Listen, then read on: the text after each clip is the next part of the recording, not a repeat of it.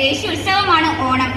ദേശീയ അന്തർദേശീയ മാനമുള്ള ഓണക്കാഴ്ചകളിലേക്ക് സർവ ഐശ്വര്യ പ്രജാപതിയായ ശ്രീ മഹാബലി തമ്പുരാൻ തന്റെ യാത്ര തിരിക്കുകയാണ്. എന്നാൽ ഇപ്രാവശ്യം കേരളത്തിൽ വന്നപ്പോൾ മനുഷ്യർക്ക് പകരം ചില പക്ഷി മൃഗാദികളാണ് അദ്ദേഹം കണ്ടുമുട്ടിയത്. തന്റെ പ്രജകളെ കാണുവാൻ വേണ്ടി അദ്ദേഹം ഭൂമി പിളർന്നു വരികയാണ്.